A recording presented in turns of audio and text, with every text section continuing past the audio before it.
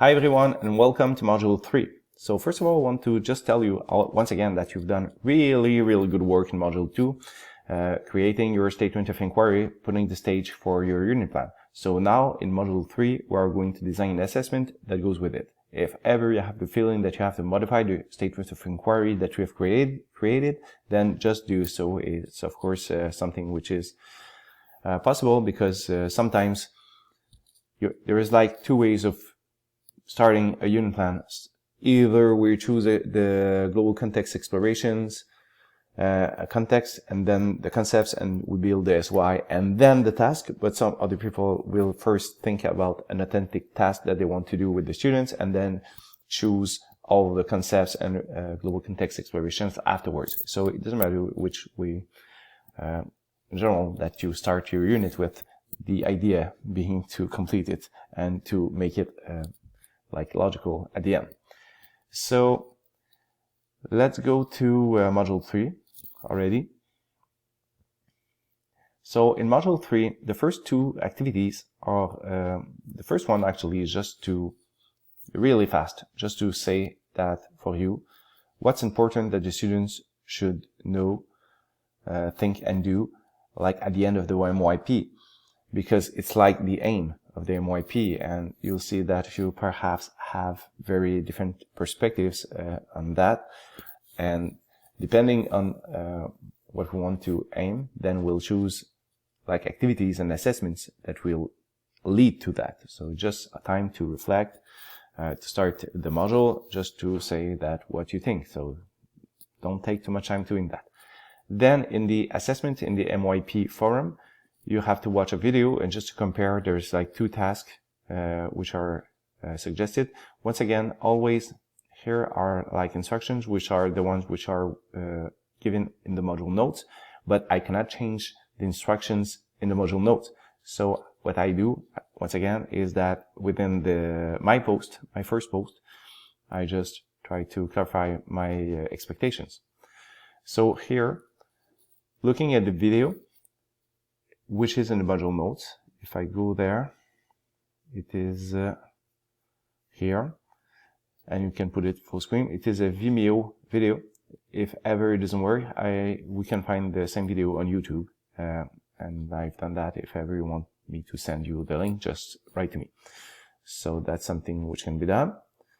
So then there are like here two tasks: traditional task and authentic summative assessment task, and there are like a situation, and then you see that he used the GRASS model, which is to set the goal, the role, the audience, the situation, the product, and then to decide the standards that we are going to use to evaluate.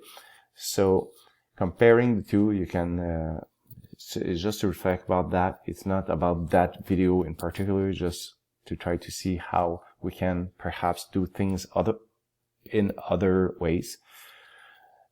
Once we have done these two activities, then we get to like what's really important in Module 3. So we have to design our own summative assessment task for our unit plan. So there are many resources to do that. You have the MYP evaluating unit plans, which will say what is expected from you in all the sections of the unit plan. So of course you can refer to that. There is also the Galileo assessment rubric, which is actually this, and it's like a rubric which from left to right, what you are going to see is like we are trying to give a task which is as authentic as possible. So this is like how we can try to improve our task. Actually, sometimes we don't start with the aspiring authentic task, but we can perhaps try something which is as authentic as we can think for now, and then perhaps with time we will try to find ideas and to modify the task in order for it to be more authentic. One of the other thing which makes often a task more authentic is either and you'll see the more authentic that we want to be, and making a link with module 2. When I want to do really authentic task, often I am like using other subjects as well. So it could be used as an interdisciplinary task often. It might not be evaluated as an interdisciplinary task, but I'm not afraid of collaborating with my colleagues in order to try to make the task that the student do as authentic as possible. So there was something about the health. For instance, you do something a study which will have data to see how you can improve, for instance, in physical education, health and physical education. So if you have a study that you keep the data in order to improve your health, then you're doing like mathematics in real life. So it's like more authentic, and yet the students it's more authentic for both subjects actually, because in health and physical education, then they can talk about like how they improved, but it is supported by data. And in mathematics, we are applying what we have learned. So this is just a task, but just to see, we try to get, whenever we have the chance, as authentic as we can be. This is like one of the aim of the IB. The other thing that we might be led to is that if I go to page 4, is it adds value beyond the school. So if you do like services for the community, you're trying to make the student engage in doing something. Like, let's say my students last year who did a poster, after doing a survey, they used the data and they analyzed it and they did some research and they did a poster trying to convince the other students in the school and their parents that they should preserve water. So they were like acting, trying to change things in the communities. As I might have said before, it's not only to try to see what's going wrong in the world, it's trying to get some hope and trying to do things about it. So when we think like that, we often are designing an authentic task. So this is something that you might use as well. Of course, here again, I've copy-pasted the GRASPS model. So here, it's, for instance, if you are, let's say, you could say that you have to design something, and that you are an architect, for instance, or you are an artist, a painter that has to represent something using perspective, for instance, then perhaps that the product would be a painting, for instance, but and you are a painter, and the audience is how you will show that painting afterward. Will it be published on the internet, on the site, and will it be like on a poster, whatever, a video, something which is available, something that you will share to someone, something that you could, let's say, send to politicians to try to get engaged. So no matter who is the audience, you try to set up that you are like a role. The students have a role, and they have an audience. There is a situation in which they are in, and that they have to solve, let's say, the problem by doing something like a product. So designing that leads to an assessment task. Sometimes you'll say that we might not be able to assess all of the strands that we want in the product, but then again, we can ask for like a document accompanying like their product, and in that second document there would be everything that we need to evaluate. So we'd ask the students like to show us, for instance, the steps of their reasoning, how they've done their survey, and everything that we've done before doing the poster. They are going to give me in order for me to be able to assess the mathematics leading to the poster. So it's possible to have like a document that you ask for from your students in order to evaluate everything that you want. Still, the end result, the product, is more authentic than just asking the students to solve a problem, for instance. So I hope that helps. So doing that, of course, we are linking that directly to the global context exploration. So if you see, and the concepts, so the statement of inquiry. If you see that it's not aligned, then you might want to go back and modify your statement of inquiry. You don't have to go back in module 2 to modify it. At the end of the workshop, what we want to do is to copy paste everything in the unit planner. So here, once again, you can use the IB model or mine. There was one with the links, as I've said before. If ever, for instance, you want to have the grid for the criteria, the rubric for year 1, 3, and 5, I've copy pasted already. So for the 4th learning engagement task, we ask you to go modify the grid. So you can take them there. And it's also, I've put it also in my post.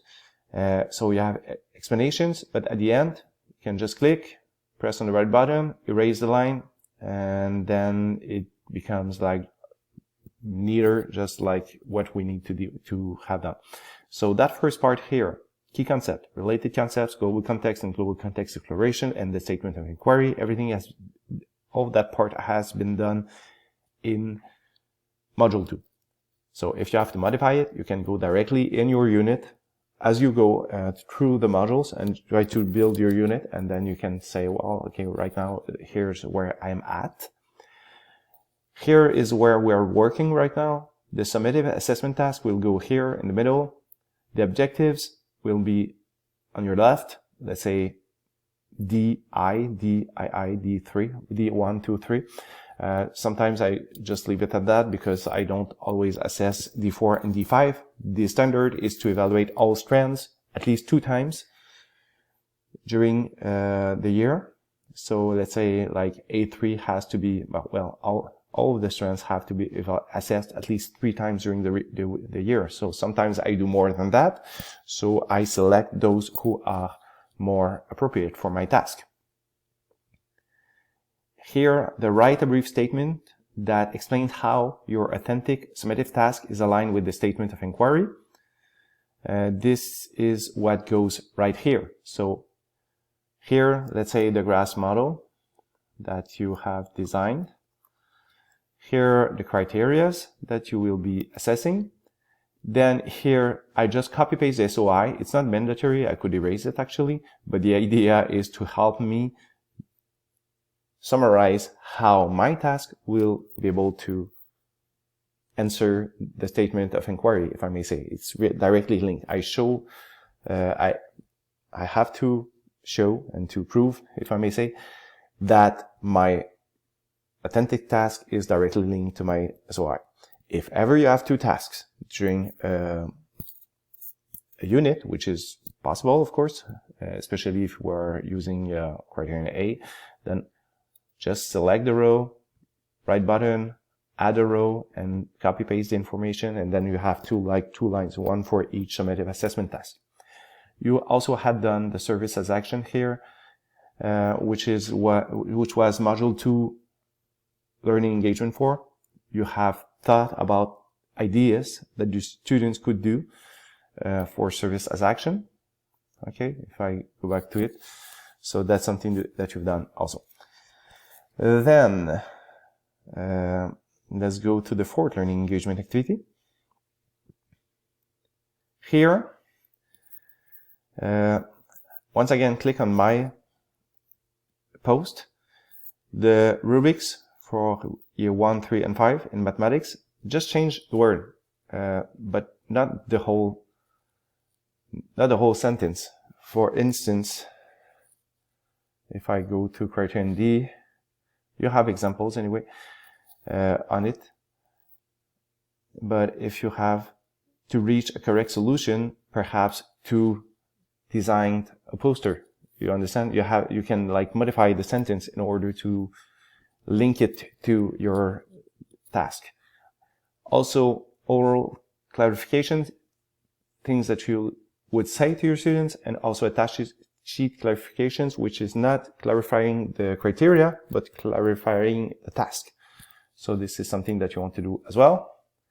And then the last one is to go in the MYP from principles into practice and to see what what you understood about it, about the reporting